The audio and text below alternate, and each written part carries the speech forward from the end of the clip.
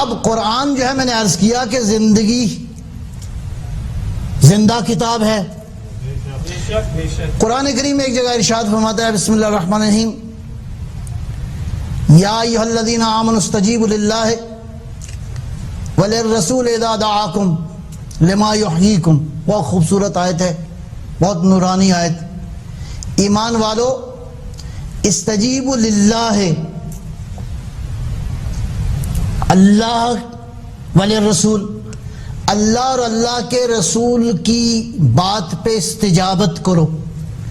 دیکھو جواب دینا اور ہے, استجابت کرنا اور ہے. جواب دینا ہے, کسی نے پوچھا آپ نے جواب دے دیا زبان سے. استجابت ہے جواب دو نہیں, جواب نظر آؤ,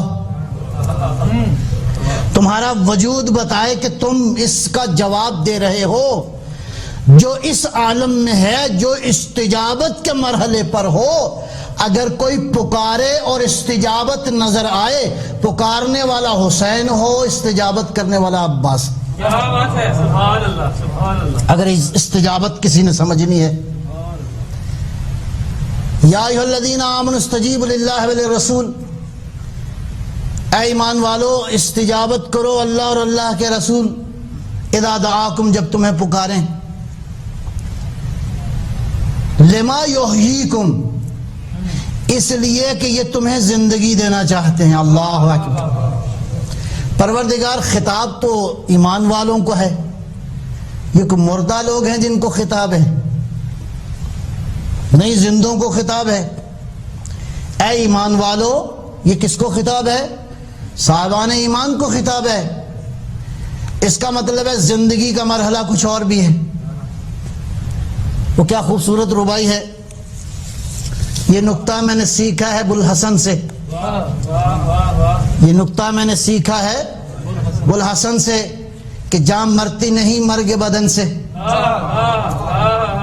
چمک سورج میں کیا باقی رہے گی گر بیزار ہو اپنی کرن سے.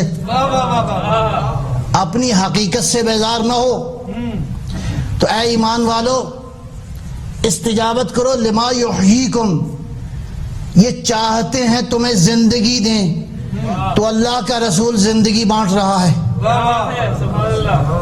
زندگی بانٹ رہا ہے. اس کا مطلب ہے الرحمن علم القرآن خلق الانسان, اللہ نے یہ قرآن بھی زندہ بنایا ہے. کیا بات ہے. اور اللہ نے اس انسان کو بھی زندہ خلق کر دیا ہے. اس کا مطلب ہے اب تک قرآن بھی زندہ ہے, مصطفیٰ بھی زندہ ہیں. براش مشروطی ہے محمد و آل محمد صلوات.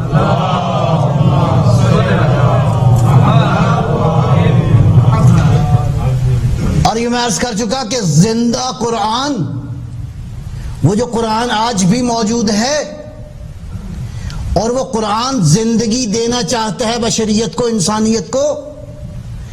اس زندہ کے لیے کسی زندہ وجود کی ضرورت ہے کہ جو حامل قرآن ہو. لہذا اللہ نے جب تک قرآن رہے گا ایک مصطفیٰ کا بندوبست کر دیا ہے.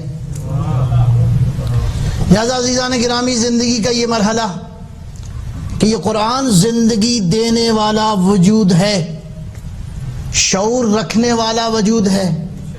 تو قرآن کے اوصاف کو سمجھتے جاؤ تو تمہیں صاحب قرآن کی عظمت سمجھ میں آ جائے گی.